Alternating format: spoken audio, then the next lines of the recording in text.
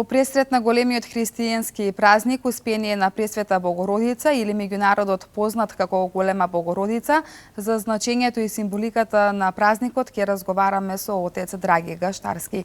Добро утро и добре дојдовте во нашата утринска програма. Добро утро и добро ве најдовме. Така, навистина ми е честа што оба утро сте дел од нашата утринска програма и што еве нешто повеќе ќе разговараме за овој празник. Она што не го знаеле гледачите, се надевам дека ќе го дознаат од нашиот разговор. Најпрвен ќе започнеме со кое е значењето и символиката на празникот. Па, значењето и символиката на празникот воедно, ете, веќе ако почнеме некако хронолошки да ги редиме работите, денес се чествува Успението на Пресвета Богородица, односно нејзиното преминување од овој живот во идниот живот. Самиот празник си има свој длабоки корен. Ајте, ако почнеме хронолошки да ги редиме работите, значи после веќе вознесението, воскресението и вознесението на Господ Исус Христос, по зборовите негови уште на крстот кога на светиот Јован Богослов му рече ете ти мајка, а на Пресвета Богородица и рече ете ти син, воедно означува го значи грижата на едниот кон другиот, односно грижата на светиот Јован Богослов кон Пресвета Богородица. Тој ја земе по своја закрила и живееше кај него во неговата куќа. Значи се до денот на незиното преселување од овој век во идното царство, или незиното успение како празник кој што учествуваме уште за неколку дена. Денеска петок, таму во недела на 28, слава му на Бога, ќе го дочекаме и тој торжествен празник, ајде да не речеме торжествен, иако по својата смисла еден од пожалните празници, затоа што се чествува или се слави едно упокојување на Пресвета Богородица. Меѓутоа пак само по нејзините зборови или по нејзините утешни зборови токму искажани на денот на нејзиното упокојување, не плачете и наридајте заради мене, затоа што ете јас денес ќе си отидам кај мојот син и таму ќе си го погледнам во очи и него ќе си го видам и од таму полесно ќе можам да се молам и за вас и ќе бидам ваша застапничка. Затоа им вели на сите оние кои што били присутни таму, вклучувајќи ги апостолите и целиот народ од Јерусалим и околни места, не ридајте и не плачете, туку радувајте се за мене, затоа што ете јас се радувам што ете ќе си го видам повторно својот син. 2 дена пред големиот празник Успение на Пресвета Богородица, дали се прават некои обичаи? Па не, овој празник ете како таков, ете да кажавме неговата не символика, туку неговото значење, она што се случило, значи на тој ден и тој ден се празнува и се чествува само тој ден се празнува, односно во недела. Се празнува како таков. И сега кај нас ете практикуваме, значи на тој ден или на тој празник луѓето од кај нас нашата епархија па и од цело православен свет да си носат ете панагии за здравје или за спомен, за здравје и за спасение на нашите семејства, здравје и спасение на нашиот народ. И со самото тоа, значи, молејќи Пресвета Богородица по нејзините зборови пак да биде нашата заститничка или застапница пред Господа Исуса Христа, пред нејзиниот син. Така да својот бележ како таков нема некои си кои што биле од некакво такво културолошко значење за нас православните, туку се чествува достојно, онака како што и доликува или како што се чествува и секој еден обичен празник или останат празник, а тоа е со наше присуство на светата литургија, со заедничарење во неја, со причест на светата литургија, односно со свидување со крвта и со телото Христово. Токму тоа сакав да прашам како црквата го одбележува овој ден? Па со литургија, радосно со литургија, ете спомнувајќи ги пак нејзините зборови кои што претходно ги кажав, да се радуваме, да се веселиме, иако ете на некој начин тој празник сам по себе е тажен, затоа што Пресвета Богородица и е пропратен. Значи е пропратен и со плач и со тага, затоа што тоа всушност и се случило. Значи тоа е едно не своевидно, туку и погребението на Пресвета Богородица, разделбата нејзина на душата од телото. Уште неколку дена траат и богородичните пости. Обично некако кога имаме голем христијански празник, имаме претходно пости. Да. Зошто е тоа обично така? Па секогаш постот е, како што и веќе претходно најавивме или во некои од претходните емисии спомнавме дека постот е еден своевидна подготовка на нас православните христијани. И сега вклучувајќи го овој пост или ако веќе го објаснувам овој пост има некое си малку подлабоко значење кое што во символ го има овие 15 дена кои што се така фиксни за постот на Пресвета Богородица, по едно од сведоштвата на светите историчари, на историчарите или црковните историчари, во кое што во преданието се вели дека архангелот Гаврил се јавил на Пресвета Богородица пред нејзиното упокојување и се јавил според некои 15 дена било два пати и се јавил. 15 дена било првото негово јавување за да испомне дека ете после толку и толку време таа ќе биде Господ Исус Христос ќе дојде и ќе земе нејзината душа како таква или ќе се пресели во Царството Небесно. И вториот пат бил на 3 дена пред тоа да се случи, кога веќе го дал рајското гранче, кое што ете било символ на рајот, дека нејзината душа безгрижно ќе си отиде кај Господ Исуса Христа.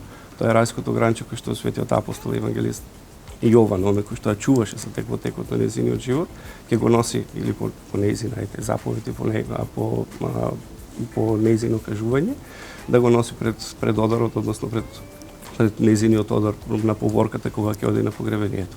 И всушност овие 15 дена од јавувањето на архангелот Гаврил, кога веќе таа дознава дека ќе се пресели во Царството Небесно, се всушност подготвителните ете 2 недели за нејзиното упокојување. И всушност тие се тие денови кои што и ние ги постиме како такви, во смисло на подготвување ние за тој торжествен празник, а воедно и за наше подготвување и за наше очистување. Затоа што пак посто знаеме дека е едно своевидно послушание кое што не е цел сам по себе, меѓутоа послушание во кое што треба ние да дојдеме до тоа наше смирение, до тоа наше трпение, до тоа наше очистување како такво, вклучувајќи тука и светата исповед, како завршеток на постот за предпричест.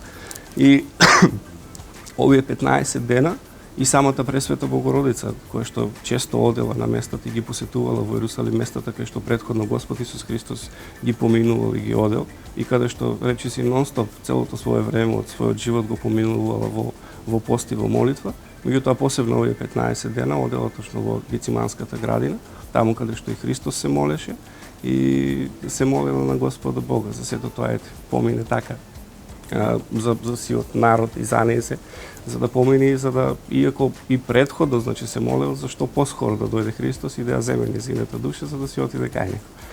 Се случуваат ли Божји чуда?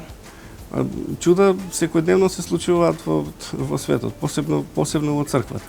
Ако веќе зборуваме општо за чудата, се е чудо во светот. И сега тука треба да ги разграничиме кога би зборувале за чудата, би зборувале од неколку аспекти кои што се случуваат и би требале малку да го пообјасниме поимот чудо, што представува. И за нас луѓето поимот чудо е нешто што се случува во светот за кое што нешто ние не би имале некакво си рационално или разумно објаснување. И сето тоа го припишуваме, барем ние православните или христијаните, оние кои што верниците, ајде слободно можам да кажам, ако веќе луѓето ги делиме на верни и на неверни, на оние кои што веруваат и на оние кои што не веруваат, оние кои што веруваат, сето тоа го припишуваат на славата Божја.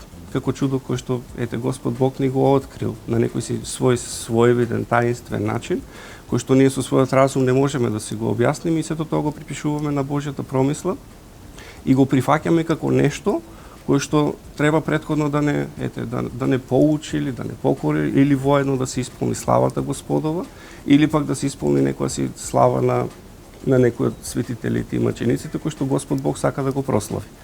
И затоа чудата се секогаш различни, разноврсни. Ако ги погледнеме, значи, уште од почетокот на светот, најголемото чудо во светот е човекот како создание Господов. Да. Кој дефинитивно најголемото чудо во светот е човекот.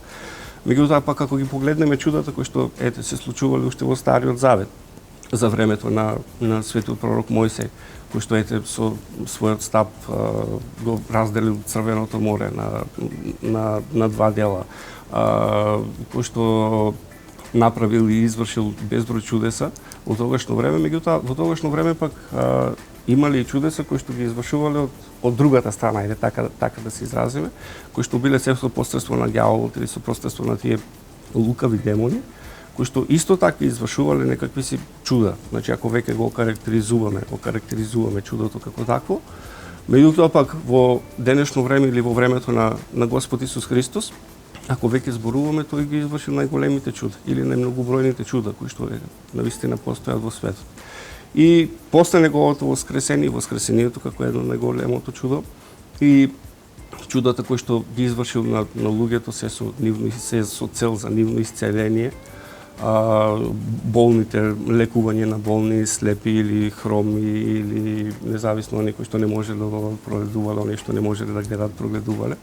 И сите тие чуда се случувале, се со цел Господ Бог да ја покаже неговата слава, за да покаже дека тој навистина е Христос, Синот Божи.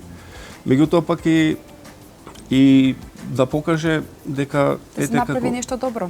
Така, да се направи нешто добро всушност, за да му помогне на човекот. Да. И си имаат секоја своја димензија. Чудата пак кои што се случуваат заради на некои светители, се пак за нивна прослава и воедно пак за прослава на Бога. И сега имаме и чуда кои што се случуваат и на предмети или на икони како такви.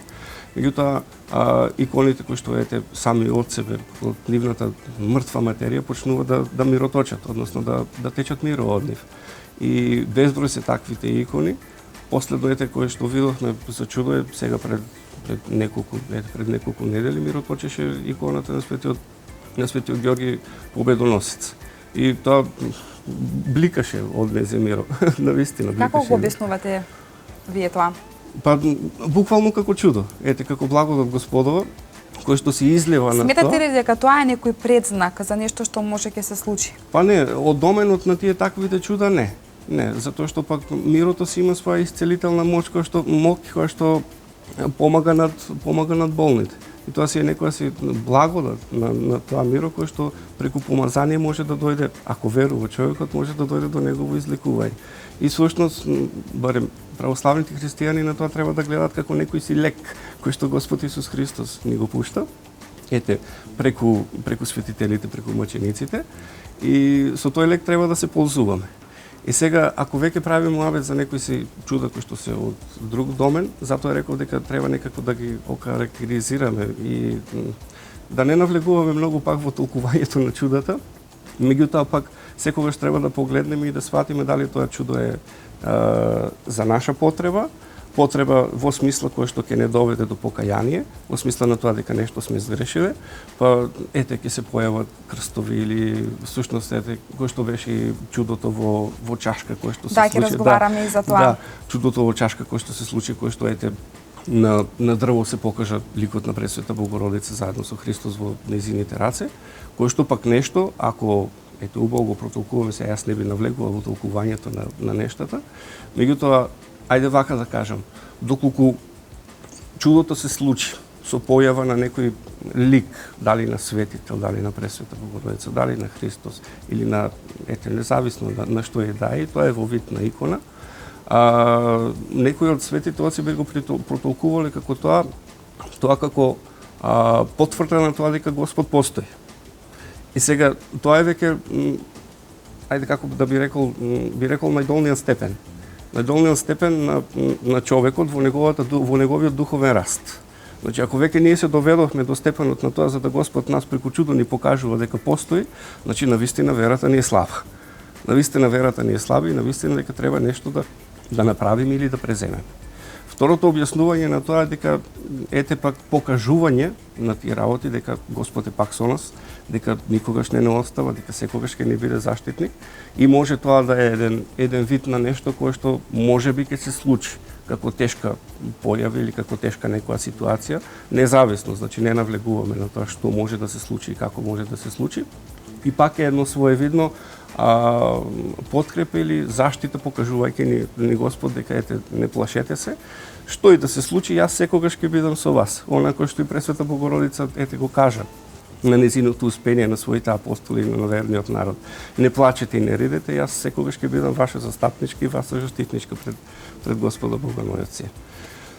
Ке може ли да го објасниме и поимот што значи успение на Пресвета Богородица?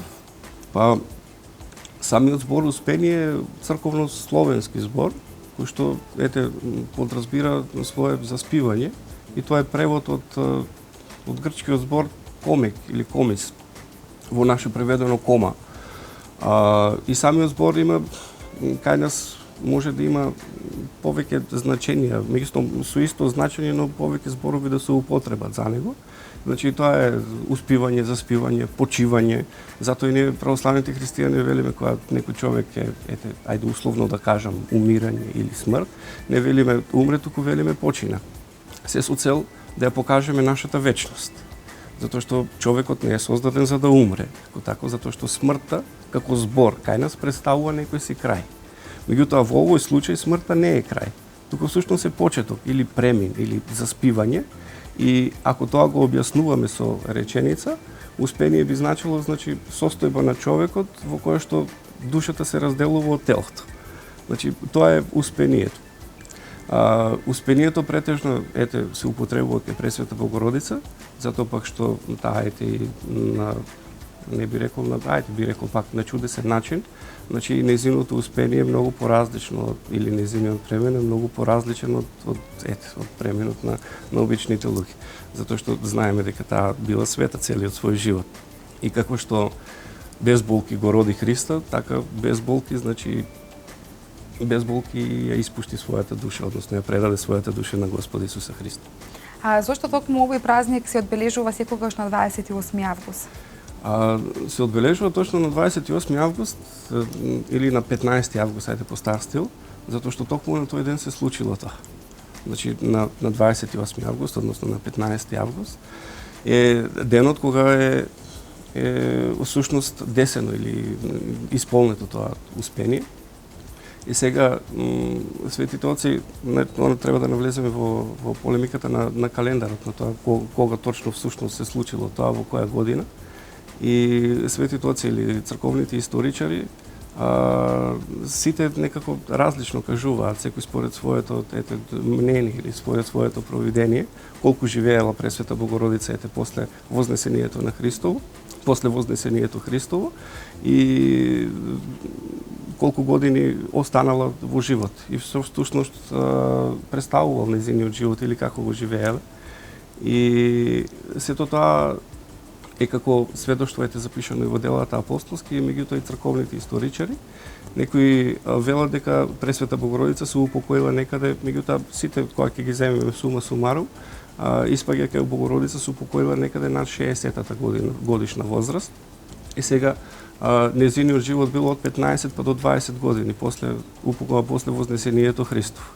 Ако веќе го земеме во обзир годините Христови од 33 години, кој што живеел, и ако ги земеме 15 години на кој што бил зачнат од Пресвета Богородица, тогаш ќе дојдеме до таа некоја си бројка, дека Пресвета Богородица после вознесението Христово, тоа е 48, значи после 15 до 20 години од прилика, тука е, значи, мнението. И ако пак го земеме во предвид тоа дека речи сите апостоли присуствувале на нејзиното погребение, односно на нејзиното успение, а тоа е пак некаде од 15 до 20 години после вознесението Христово, затоа што веќе тие 15-20 години од проповедањето, дел од нив, почнувајќи со светиот апостол Јаков брат Господов, како прв од апостолите, ќе почнат да бидат или мачени или почнуваат прогонствата на христијаните, и дел од нив ќе го предадат својот живот на Христа.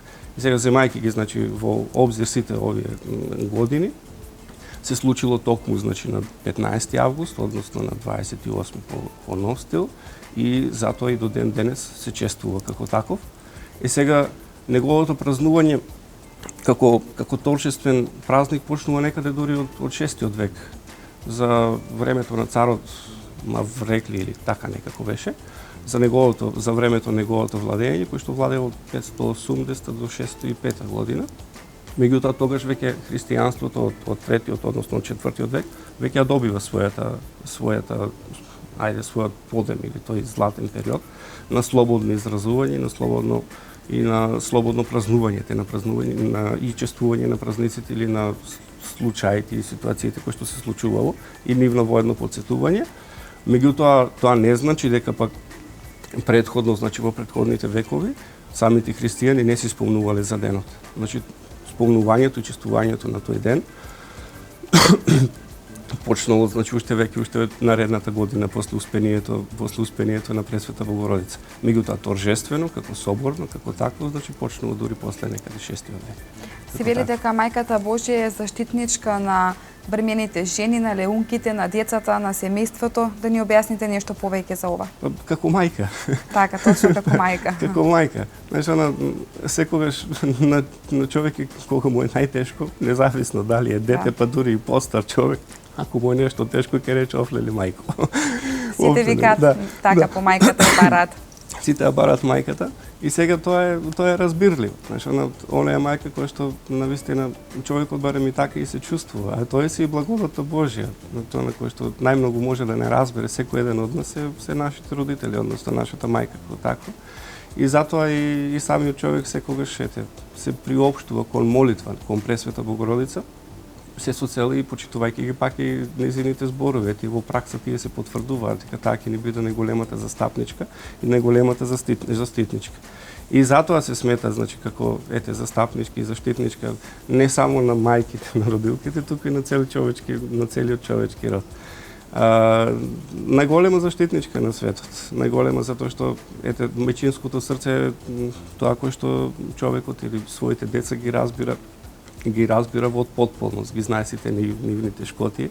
И дури за времето на незиниот живот, кога живеела во куќата на светиот Јован Богослов, безброј, значи, луѓе иделе кон неа. И таа е еден од најголемите проповедници на верата Христова во тие неколку години кои што живеела, од 15 до 20 години, во кои што живеела кај светиот Јован Богослов.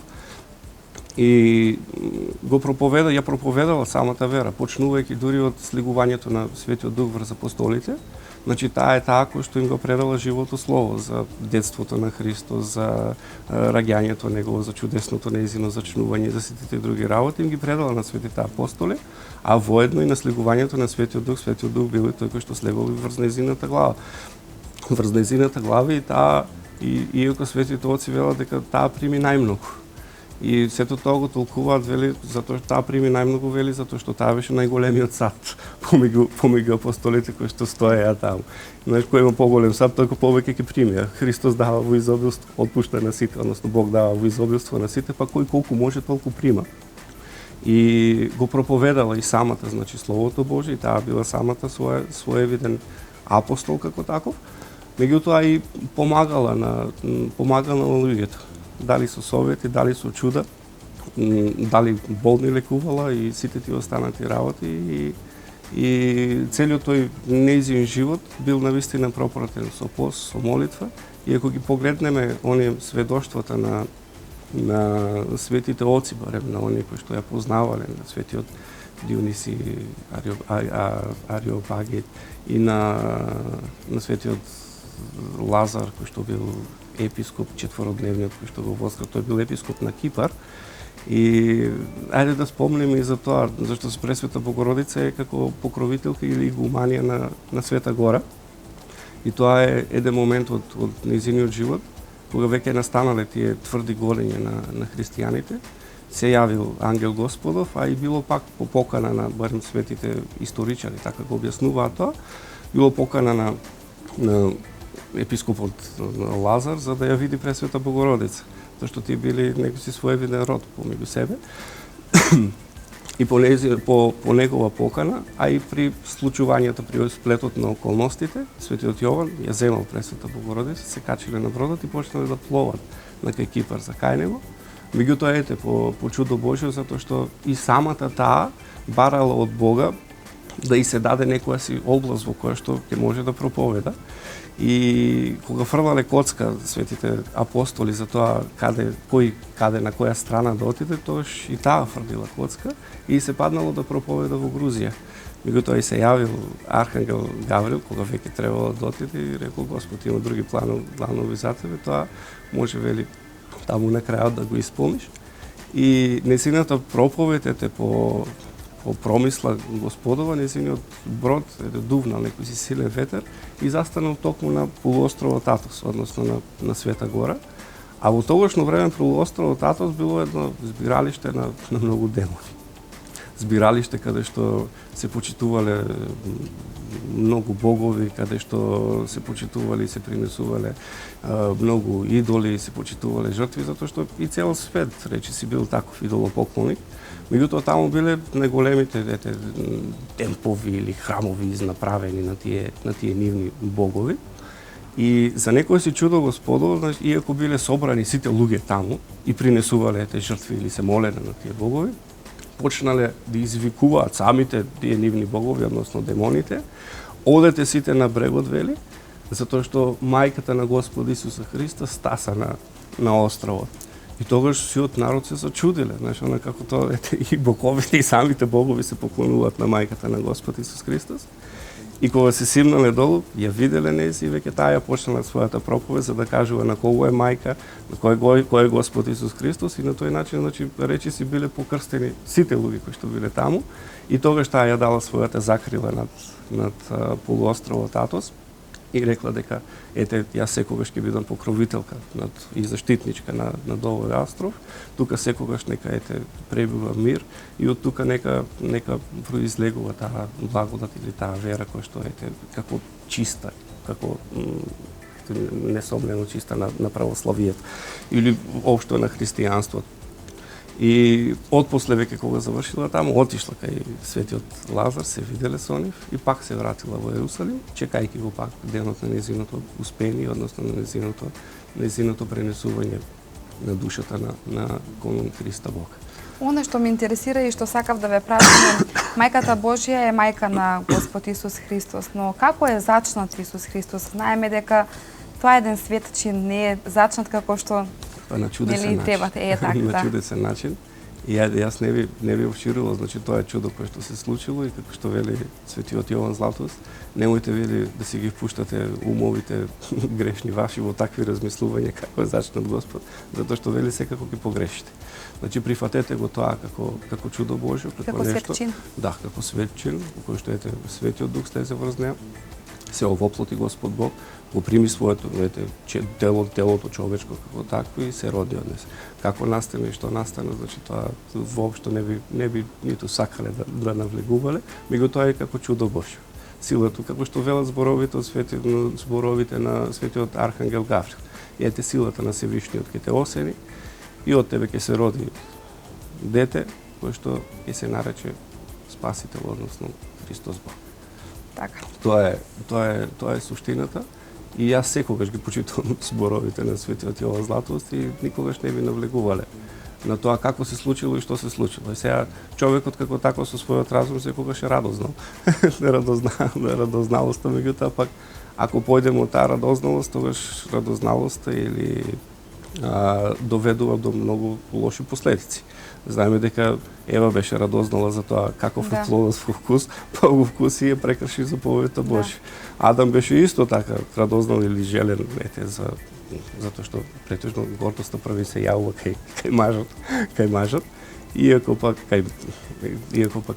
црквата Христос веќе подоцна не прави разлика помеѓу мажот и помеѓу жената, кој што стоела предходно, затоа што и во суштина тоа се едно, од едно произлезени и пак се едно, и мажот и жената, меѓутоа пак сите се со своји различни својства. Жената е секогаш попитома, секогаш е така помирна, потрпелива и мислам дека има помала гордост внатре во неа отколку во мажот. И сето тоа и се потврдува, значи ако го земеме во примери проповедта која што се случува, па и во денешно време во пренесувањето на верата наша од колено на колено, Пресвета Богородица била првата таа е жена, првата таа која што го ширела христијанството на тако. Ако ги земеме Света Лидија маченичката, која што Света Лидија македонката, која што е првата во преку која што светиот апостол Павле го пренесе или го прими христијанството на овие простори, почнувајќи значи од Македонија, од градот Филипи, и ширејќи се низ цела Европа, пак е жена преку која што влезе христијанството во Македонија и преку неа во цела Европа. Тука веќе можеме да го спомнеме и во денешно време, па и во текот на нашите животи. Значи, бабите и мајките биле тие кои што ја пренесувале верата на децата. Бабите се тие кои што ги носат дечињата или внуците своји во црква, како први. И сега татковците пак се тие кои што ете и свештениците се тие кои што ја имаат таа по-существената, ајде условно да кажем, моќ или работа или по-обврска. Или главната улога. Да, главната улога. Меѓутоа почетокот е секогаш преку жената. Така. Православните христијани на 21 септември ја празнуваат Мала Богородица. Која е разликата помеѓу Мала и Голема Богородица? Токму тоа, Мала Богородица е на 21 септември, секогаш се слави тогаш, затоа што тогаш е зачнувањето на Пресвета Богородица. Значи тогаш го славиме незиното раѓање, односно рождеството незино, а на 28 август го славиме незиното упокојување, односно преселбата незина или одвојувањето на душата незина од телото и одење кон Господа Исуса Христа во небесниот свет. Така, но и за двата празника можеме да кажеме дека се големи.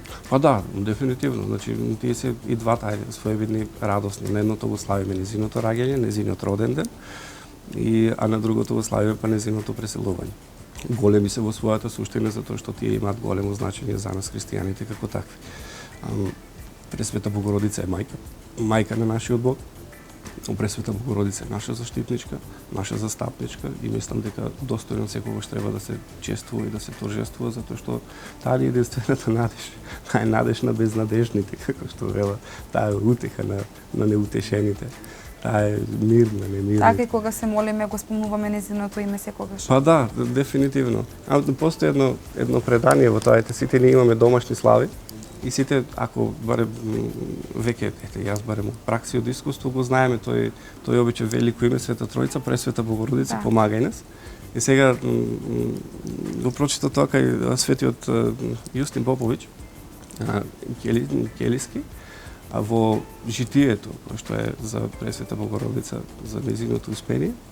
И таму вели дека светите апостоли после воскресението Христо, односно после неговото вознесение, имале обичај кога ќе се соберале на вечера сите заедно, оставале едно празно место за Господа Исуса Христа како такво, значи несомнено во пракса најверојатно заради неговото појавување од неговото воскресение до неговото вознесение, преку чудата кои што ги извршили тогаш, и на тоа место поставувале лепче и пред да почнат, кога завршувале со молитвата, кога се молеле, пред да почнат со јадењето, го земале лепчето и го кревале, како што и ние денес го креваме. Да, правиме на слава.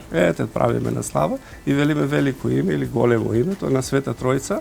И сега тие тогаш го искажувале зборовите, тогаш ги искажувале зборовите Господи Исусе Христе Боже наш, помилуј. Тогаш го кажувале Господи Исусе Христе Боже наш, помилуј.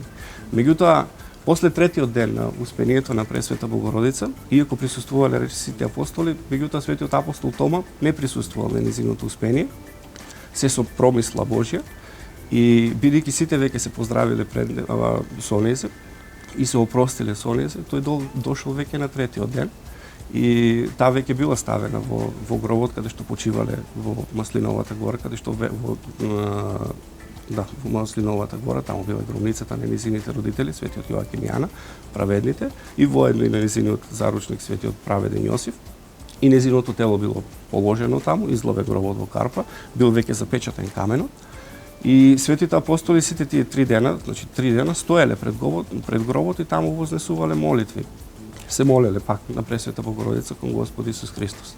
И на третиот ден дошол и светиот апостол Тома. И на него навистина му било мака и му било криво, зашто тој не присуствувал на незиното успение, на незиното погребение. Не ги слушнал зборовите кои што таа ги кажала, значи како утеха на останатите апостоли.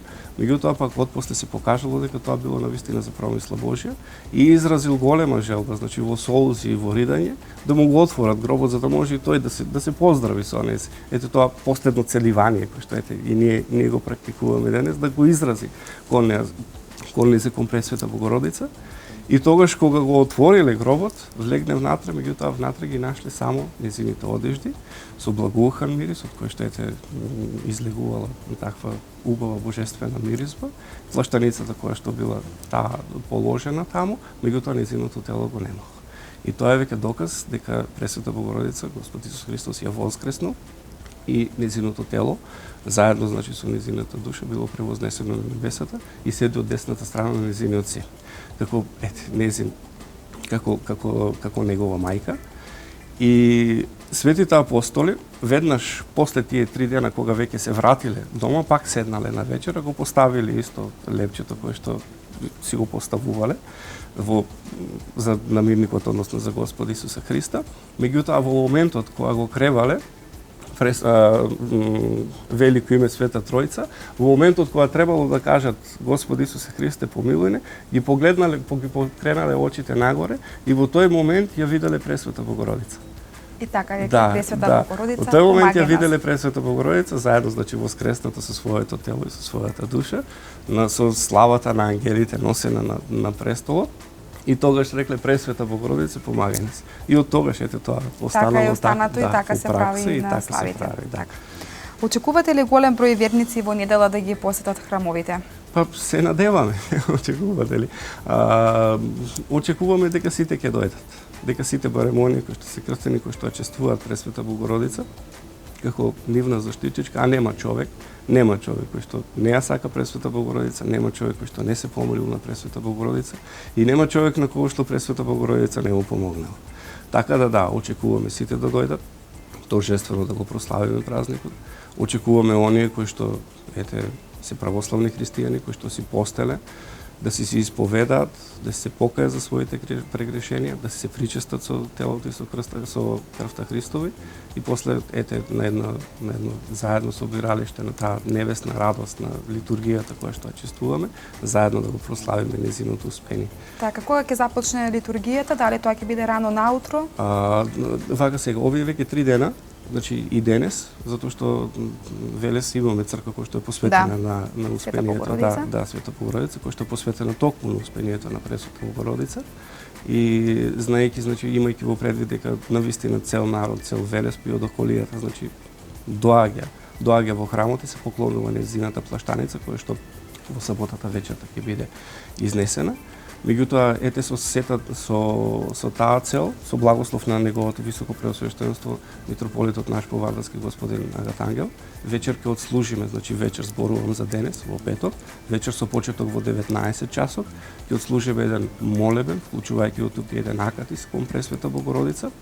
Тоа се молби и радосни песни посветени кон нејзе во чест на нејзиното успение, на кое што значи православните верници можат да си дојдат да си донесат петолебија или да се замесат петолебија, на кое што петолебија ќе се ги напишат своите имиња и имињата на нивните најблиски, за да можеме тие молби и молитви да ги пренесеме кон Пресвета Богородица, затоа што секој еден од нас си има свој маки во животот.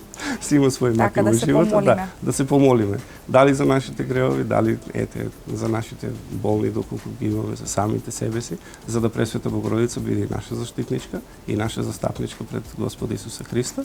Во саботата вечер, значи зборувам за вечер, во саботата вечерта, со почеток пак во 18 или во 19 часот, не ме фаќате за збор, ќе ја отслужиме вечерната богослужба, на која што вечерна богослужба ќе биде изнесена и плаштаницата на Пресвета Богородица, значи за времето на пењето на стиховните, односно на литивните стихири, ќе биде изнесена, ќе биде така символично извршено тоа нејзино опело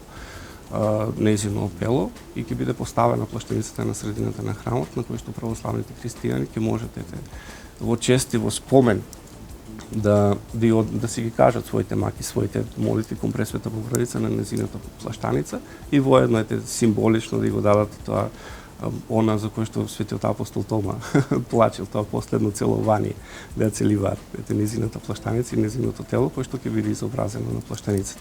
Наредниот ден веќе, затоа што денес се паѓа, мислам ова година празникот се паѓа во недела, ќе има света божествена литургија, ќе чиноначалствува, значи, неговото високо преосвещенство господинот Агат Ангел, заедно со свештеници од Повардарската епархија и од Велешкото намештништво.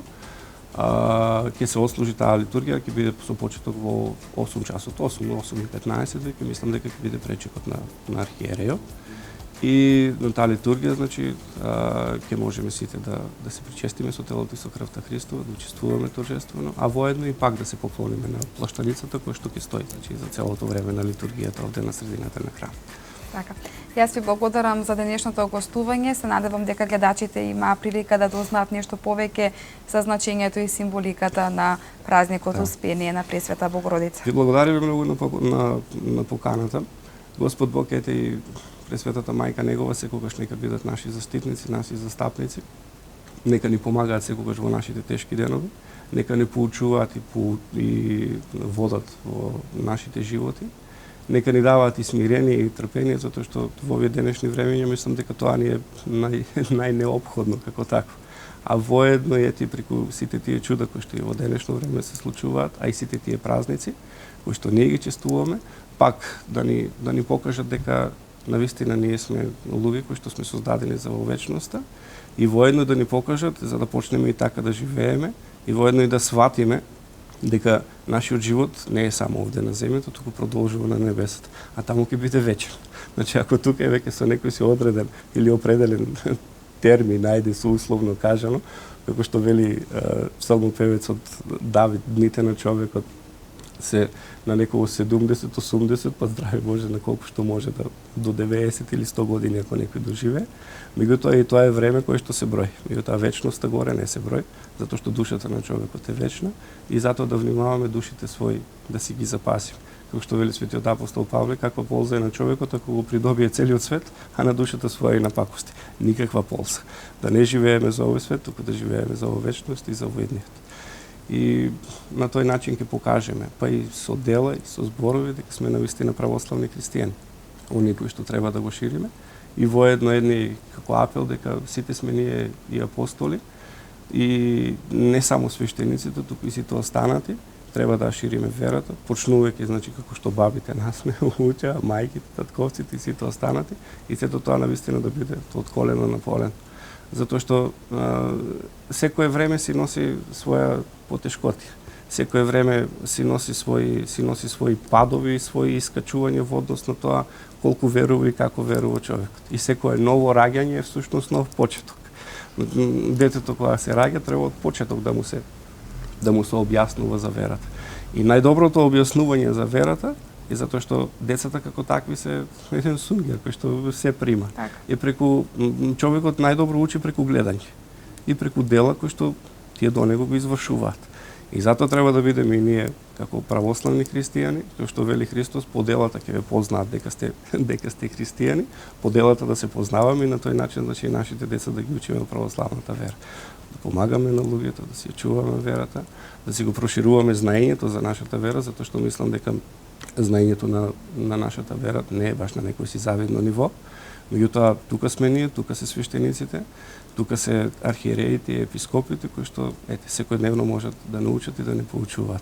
Тука сте и вие како медиум за да не поканувате, па слава му на Бога да можеме од нешто балем во рамките на нашите така, што е нејасно на гледачите да имаат прилика преку овие емисии, преку овие разговори да научат нешто повеќе за големите христијански празници. Уште еднаш ви благодариме многу на поканата, да сте здрави и живи и нека ни е честит празникот. Почитувани гледачи, сега во продолжение ќе го погледнете вториот рекламен блок, а потоа се враќаме во студио со нови содржини.